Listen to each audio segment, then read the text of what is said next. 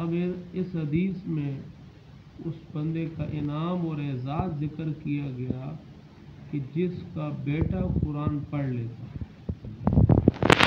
آج تھوڑا سا ہم بھی کئی دفعہ اس حدیث کو سن چکے ہوں گے، ہم نے بھی کئی دفعہ اس کو بیان کر دیا۔ ہم تھوڑا سا اپنے ذہن میں دباؤ ڈال کے اس حدیث کو سوچیں، اگر میرا اور آپ کا بیٹا ڈاکٹر بن گیا تو یہ انعام ملے گا؟ ڈاکٹر کا مقصد کیا ہوتا ہے؟ اس کا مقصد ظاہری دنیاوی پیسہ ہے، مال و دولت ہے، نام نہاد ہے۔ انسان ڈاکٹر بنتے ہی مر جاتا ہے، بنتے ہی مر جاتا ہے، تو پھر کیا ہے؟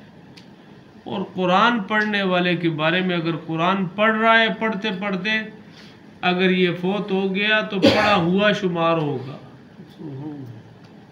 اور اگر پڑھ لیا تو پھر پڑھنے کے بعد تو انعام اور اعزاز ہے ہی ہے۔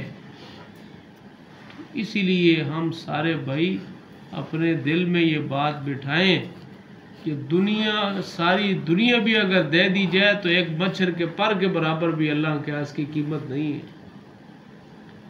دنیا کو دارالامتحان سمجھے اور آخرت کو دارالجزا سمجھے۔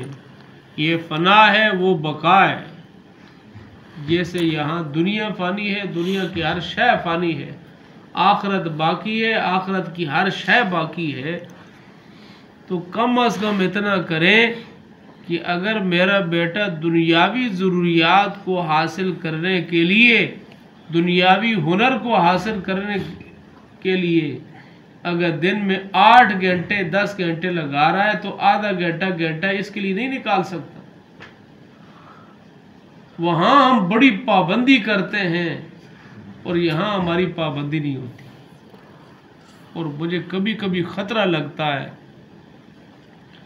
کہ آپ صلی اللہ علیہ وسلم نے فرمایا القرآن حجت لک او علیک، یا قرآن تمہارے لیے گواہی دے گا یا اللہ اسے معاف کر، یا تمہارے اوپر گواہی دے گا یا اللہ اسے پکڑ لے، یا سفارش کرے گا یا پکڑوائے گا۔ اور ایسی سفارش یا ایسا جھگڑا جس کا جھگڑا مانا جائے، حدیث میں آتا ہے۔ تو اگر قرآن نے یہ کہہ دیا میرے ساتھ ظلم ہوا تو پھر ہمارا پیچھے کیا بچے؟ اسی لیے ابھی رمضان کا مہینہ آ رہا ہے، صرف اولاد کے لیے قرآن نہیں ہے بلکہ ہمارے لیے بھی۔ جو عمل ہم خود کر کے اولاد کو سکھائیں گے اس کا اثر اور ہوگا، اور جو خود نہیں کریں گے اولاد سے کروائیں گے اس کا اثر کچھ اور ہوگا۔ خود نماز پڑھتا نہیں ہے، بچوں کو کہتا ہے جاؤ نماز کے لیے، خود قرآن پڑھتا نہیں ہے، بچوں کو کہہ رہا ہے قرآن پڑھو، یہ اثر نہیں پڑے، اس کے اثرات منفی پڑیں گے۔ ابھی رمضان کا مہینہ آ رہا ہے، روزہ اور قرآن دونوں آپس میں بڑی مناسبت ہے۔ القرآن والصیام یشفیان، جیسے روزہ اپنے روزے دار کے لیے سفارش کرے گا، قرآن بھی اپنے پڑھنے والے کے لیے سفارش کرے گا۔ تو زیادہ سے زیادہ قرآن پڑھے۔ کیسے عاشق لوگ تھے جو ایک دن میں پورا قرآن تلاوت کرتے، مقابلہ کرتے تھے، آج میں نے اتنا پڑھا ہے، آج میں نے اتنا پڑھا۔ تو ایک تو خود بھی قرآن پڑھنا ہے، دوسرا اپنے بچوں کو قرآن پہ توجہ دینی ہے دھیان کے ساتھ۔ جیسے اسکول کی تعلیم میں ہماری توجہ ہوتی ہے، ایسے ہی یہاں قرآن کی تعلیم میں کہ میرا بیٹا کیسے پڑھ رہا ہے، کیسے پڑھتا ہے، اس کی غلطیاں کون سی ہیں۔ جیسے اسکول کی تعلیم میں ہم استاد کے پاس جاتے ہیں کہ اس کے اندر یہ کمی ہے،